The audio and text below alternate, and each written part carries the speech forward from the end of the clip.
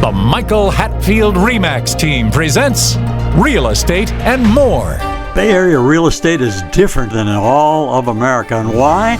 What's up with home buyers? What's on sellers' minds? How is the market? And much, much more. Now, here's your host, Michael Hatfield. Welcome back to the Real Estate and More Show. Thank you for listening in. We have a fun time planned with an update on Bay Area housing, our homes, and the March market. My partner Nancy is here to discuss some interesting and important items in the home sale process as well.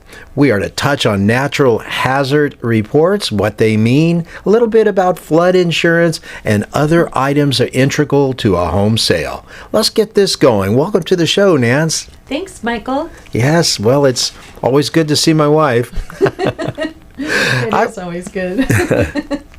I was just pondering, we met almost 40 years ago. Some people on the Valentine's show may have heard how we met. It was just a restaurant over in Larkspur Landing, just by happenstance, and April 1, it'll be 40 years. Can you believe that? The time has just blown right on by. It has. Boy, it has. Yeah. Do you recall everything about it, or something special about that time, or what? Yeah, it was just great. I mean, it's a great part of our history, and I sure do. I remember it vividly, and just some of the minor details, what we were wearing and what we were doing and kind of what we were saying and just thinking, and it was fun. Wow, it's been a long time.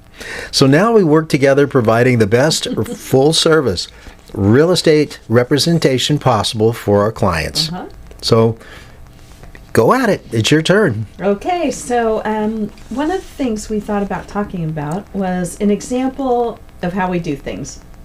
So just yesterday we attended a client signing, and that's when a seller signs their escrow prepared paperwork to sell his or her home, and the notary is there to document the signatures and forms and this and that. And the final closing statement that you use for tax preparation is the primary document, which still requires a wet signature.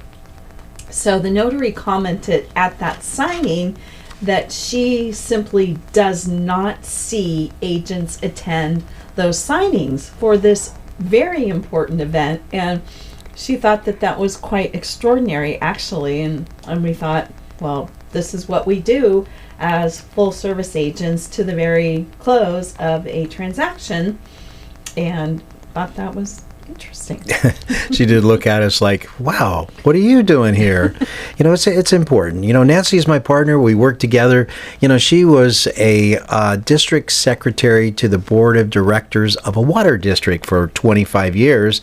And she had like 4 ladies reporting to her back then. And then she said, well, I could come over and help you because you look like you're about ready to melt in the real estate business. You need some help. So she came over, and I'm thinking, oh, good. I've got some kind of a helper. Next thing I know, I'm working for her. You remember my mother was a broker way back when too, right?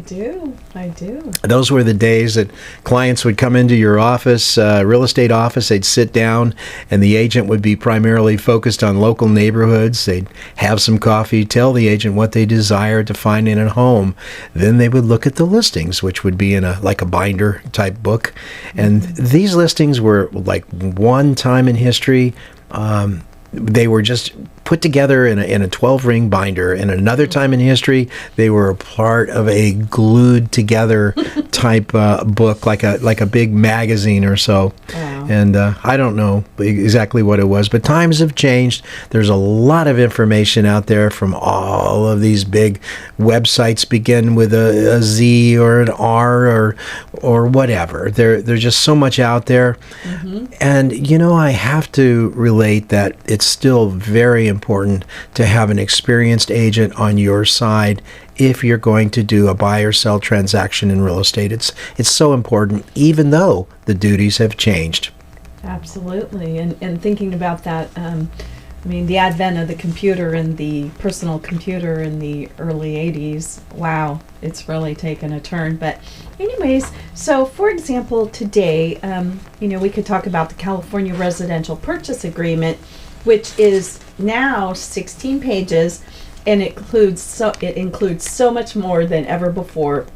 For example, there are key associated documents that are there's the contract, seller counteroffers, there are buyer counteroffers, addendums, and so forth.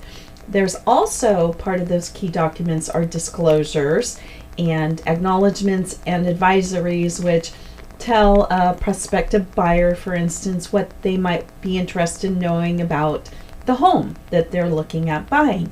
And so this we compare with the one-page, going back to the contract, this we compare with the one-page legal size deposit receipt of yesteryear, way back year. But anyways, times have definitely changed a lot. And anyways, so. One other thing that's changed a lot, let's talk about movement of people or relocation of families. A recent study, and I mentioned it the other day, it shows the movement of residents from one home to another in the U.S. has been slowing for some 40 years. Right. Back in 1986, which was pretty close to the time that I met you, believe it or not, 20% of Americans moved every year. They moved annually. Then 12% of that was relocations within their immediate county. The percent of homeowners who move annually is now down to 8.5%. So it's down from 20% per year to 8.5% per year of our entire population. Incredible. Movement from one home to another, it's declined progressively in percentage, 20% to 8.5%. Hard to believe. That is hard to believe, and I'm sure there's lots of factors that go into that. I mean, maybe at one point there were a lot of military folks who were moving, more frequently. I actually know a family, they were not in the military, and I think she said that she and her husband moved about every 1 to 2 years, so they were quite transient. They just were fine buying and selling homes and didn't collect a lot of items, so easy to do that. But anyways, you want to talk about the housing markets now, Michael? Let's talk about the Bay Area housing markets in March of 2024. Well, there's not a lot to say. We've been in equilibrium. Not too many buyers have been coming out of the woodwork because of the higher interest rates in their perception, and not too many sellers of retirement age, which is our biggest percentage of home sellers, are rushing to the plate to sell their home. So we're sitting there with limited number of transactions, just like we just talked a moment or so ago. Right. So this last 7 days, housing inventory increased a little bit. More homes came on the market. Overall, about 19% above last year for last week. That's something, but not entirely pivotal. Right. So we continue to have a very short inventory of homes available in the Bay Area, especially nice homes for sale. And we continue to be in a buy-sell equilibrium, right? Not too many sellers coming on the market with their homes, and not too great a number of buyers jumping in quite yet. Rates continue to hover here in the Bay Area around approximately 6.35% to 7%, and mortgage rates definitely have an effect.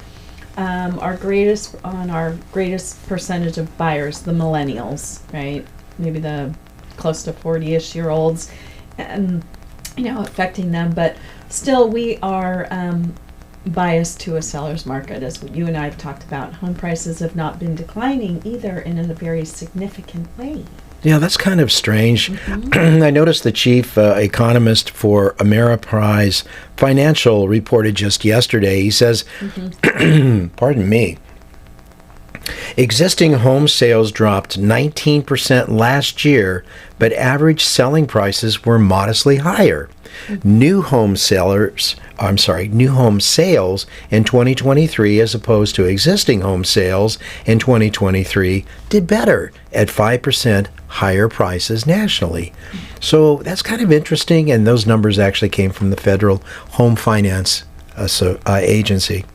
Decline in number of sales normally results in decline of prices. That's how economics work, but not been declining prices. Prices typically decline when demand goes down.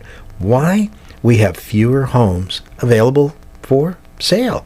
Nobody can come right in and say, I want to buy every home that's on the market, because there's not a lot of homes on the market at this point in time. So price of the homes is likely to move higher. Upward. Exactly. Especially if mortgage rates do happen to come down just a little bit, it will cause some kind of an issue. Definitely will spur something. Also, if that happens, momentum will improve when those interest rates decline. Now, one thing people don't think a whole lot about are the natural hazard reports.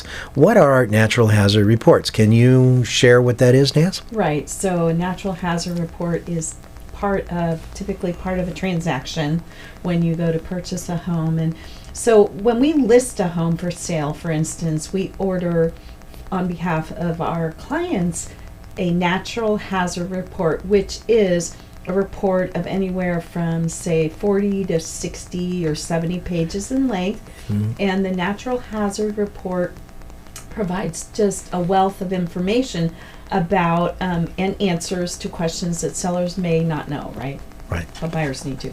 So these sometimes hard to discover answers are typically provided on a we call it a NatHaz report, and the seller pays a small fee for a very large informational report.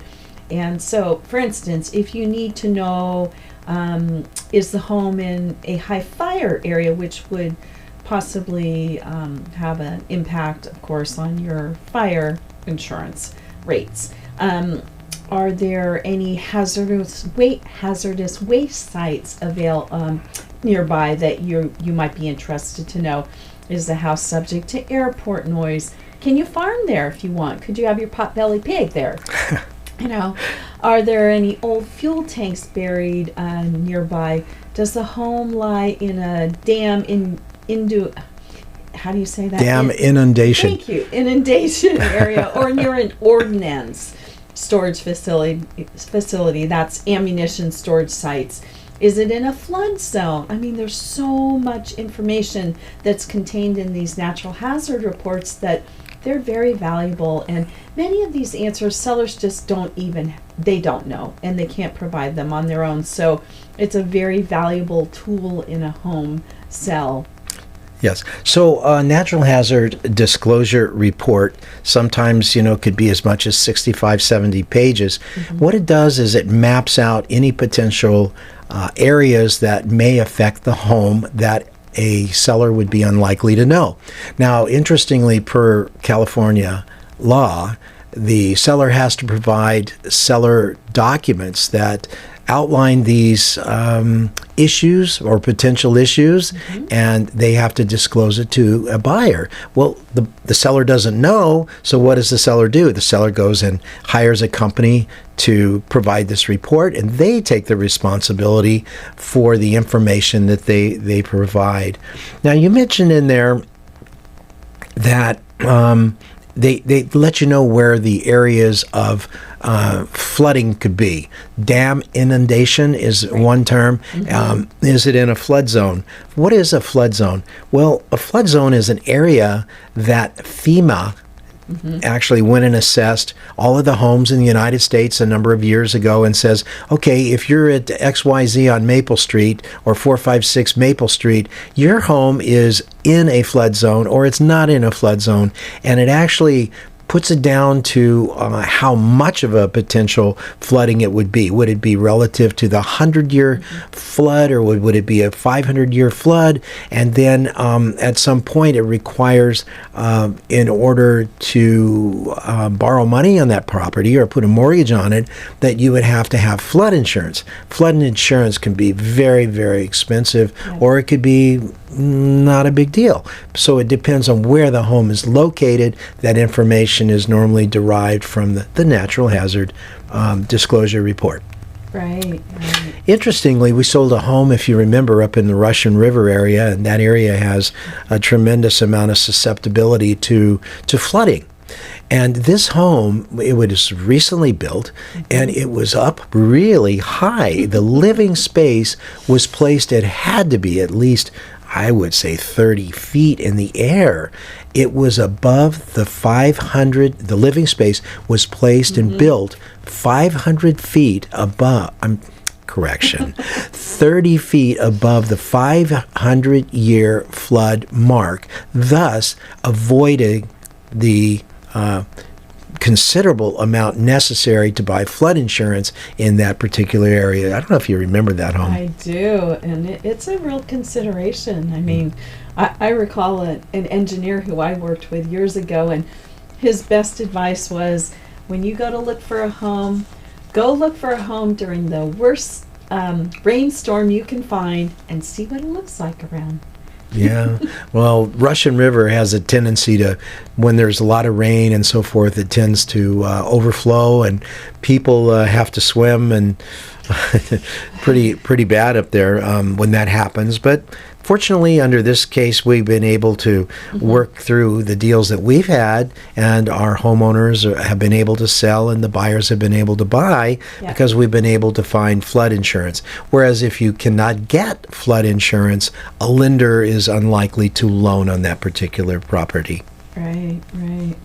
Well, now for a few items in a buy-sell transaction that are worth mentioning. Water conserving fixtures. Nance? Let's talk about those. We see it everywhere as part of the seller disclosures to buyers.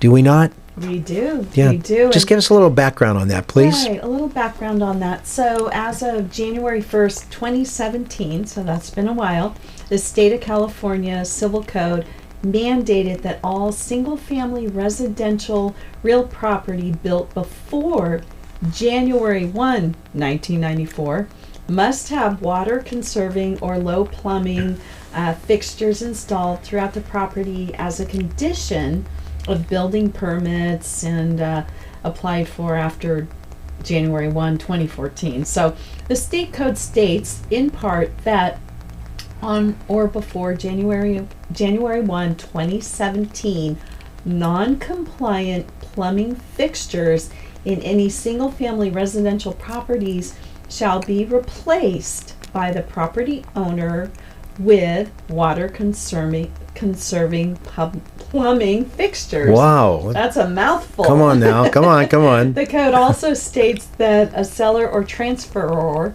of a single-family real property shall disclose in writing to the prospective purchaser the requirements of the subdivision and whether the real property includes any non-compliant plumbing fixtures.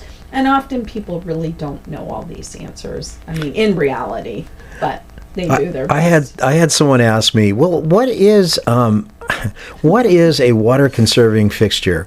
Well, for a toilet, if the toilet flows more than 1.6 gallons per flush, Right. a 1.28 gallon per flush toilet will be required. If a shower head exceeds 2.5 gallons per minute, a 2.0 gallon per minute shower head will be required. If a lavatory faucet flows more than 2.2 gallons per minute, a 1.2 gallon per minute faucet will be required. If a kitchen sink faucet flows more than 2.2 gallons per minute, a 1.8 gallon per minute faucet will be required. We do not measure the water flow to determine this during a house transaction. We're going to take a short break. We'll be right back. Michael, what traits should we look for in selecting an agent? Look for a deal maker with a positive attitude who will work tirelessly for you. An agent who is adept in multiple offer situations, drafting contracts, marketing and advertising a client's home, is familiar with multiple cultures, experienced in mortgage financing, inspections, and escrow is a huge asset to his client. What can you do as a plus for clients? Your agent is your eyes and your ears, one who works behind the scenes on your behalf. A great attitude, working well with others, and keeping clients' priorities number one is a given for us. Call 925-3 925-322-7775 now to schedule an appointment or complimentary home analysis. For excellence in real estate, call the Michael Hatfield RE/MAX team at 925-322-7775 or go to michaelhatfieldhomes.com.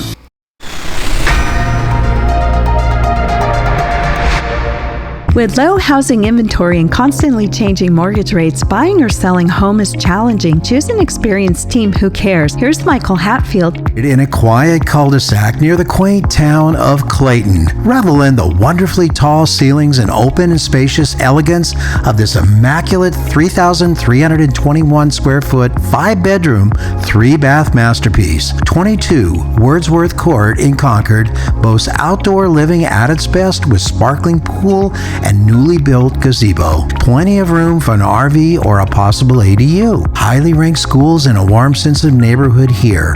Don't miss this dream home. Get help with buying or selling a home by calling the Michael Hatfield RE/MAX team at 925-322-7775. That's 925-322-7775, or go to michaelhatfieldhomes.com. That's michaelhatfieldhomes.com.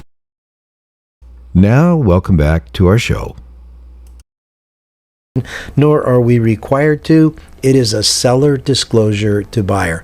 Now, what does disclosure mean, Nance? Disclosure means that you, for instance, as a seller, are telling a prospective buyer or buyer something that you know about your home, for instance. Are these important nowadays?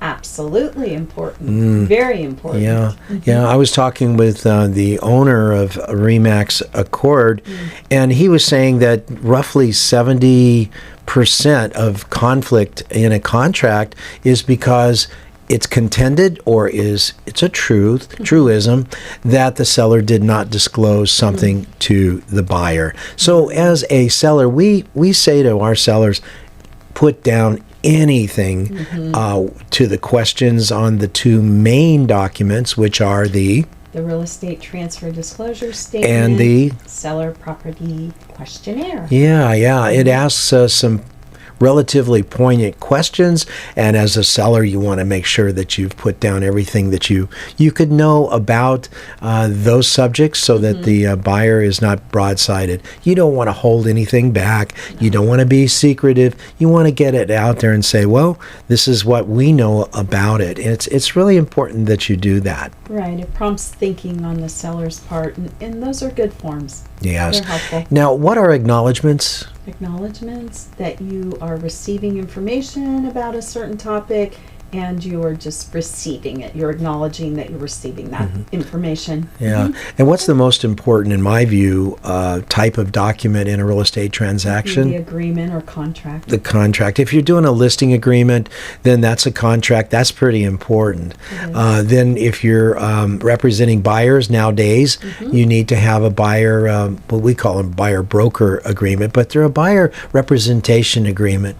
And then if you have an offer on your property, or you make an offer, you're going to do that on that 16-page contract called the residential purchase agreement. Right. And all of these documents have associated disclosures, acknowledgments, and advisories in order to have them all hold together, so to speak.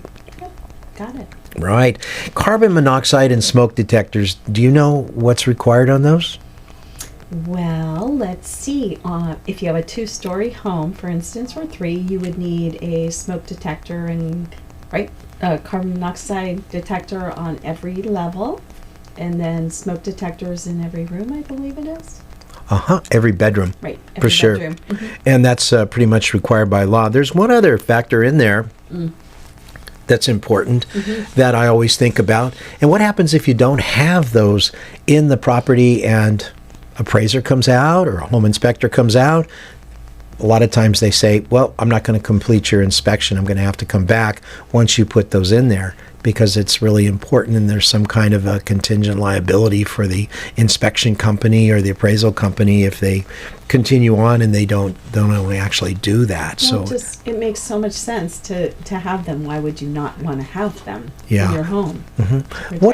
What is water heater strapping? What is that? Water heater strapping. So because we're in California and we do have earthquakes, it's important to have your water heater properly restrained, and so isn't it, Michael, there's 2 or 3 straps, right, upper and lower part? It depends on the actual size of the water heater. Okay. 40-gallon water heater normally is just 2 straps.